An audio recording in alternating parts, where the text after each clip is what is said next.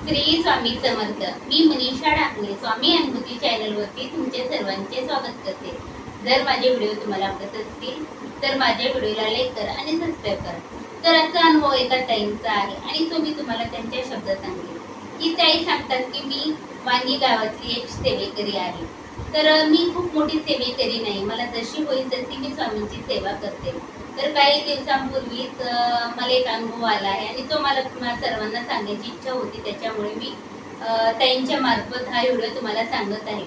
तर एके दिवशी माझ्या मुलाशी थोडंसं भांडण झाल्याच्या नंतर ते थोडंसं येडेवाणी करत होता आणि त्याच्यामुळे मी त्याला रागवले। तो माझा मुलगा 10वीला होता आणि अभ्यास वगैरे करत नव्हता, मस्ती करत होता आणि त्याच्यामुळे मी त्याला रागवल्याच्या नंतर माझा मुलगा घराच्या बाहेर गेला। मला असं वाटलं आता हा घराच्या बाहेर गेला आहे, काही वेळातच येईल।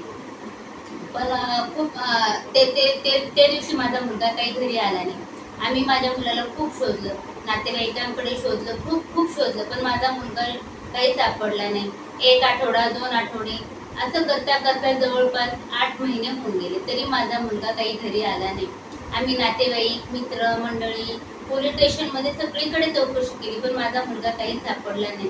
मी स्वामी समर्थ महाराजांना एकच विनंती करीत होते की माझा मुलगा काही करा, पण माझा मुलगा लवकरात लवकर घरी येऊ द्या, असं मी स्वामी महाराजांना नेहमी विनंती करत होते। आणि अशातच दत्त जयंतीचा सप्ताह जवळ आला आणि सप्ताह जवळ आल्याच्या नंतर मी पारायणाला बसले, प्रहारांची सेवा केली, सगळे केलं।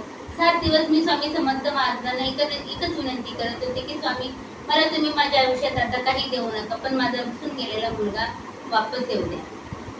आणि बहुतेक त्या दिवशी शेवटचा दिवस होता। सप्ताहातली सर्व पारायण प्रहारे वगैरे सर्व मी व्यवस्थित केले आणि शेवटच्या दिवशी सगळं आवरून केंद्राचं सगळं कामं आटपून मी घरी गेले। तर घरी गेल्याच्या नंतर एक दीड तास झाला तर माझा मुलगा वापस आला। तर वापस आल्याच्या नंतर मला खूप आनंद झाला। मी माझ्या मुलाला बघून मिठी मारली, माझ्या डोळ्यातून आनंद वाचू वाहू लागले, माझा मुलगाही रडत होता।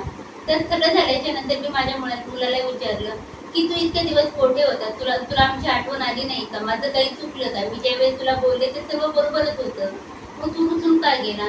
तर तो बोलला की आई मला काही घरी येण्याची इच्छा नव्हती, तू बरोबरच होती, पण मला घरी येण्याची इच्छा नव्हती, पण का माहिती, पण 8 दिवसापासून मला आपल्या घराची खूप ओढ लागली होती आणि मला आपल्या घरातले सर्व माणसे, तू, आई, बाबा सर्व दिसत होते आणि त्याच्यामुळे मी घरी आलो।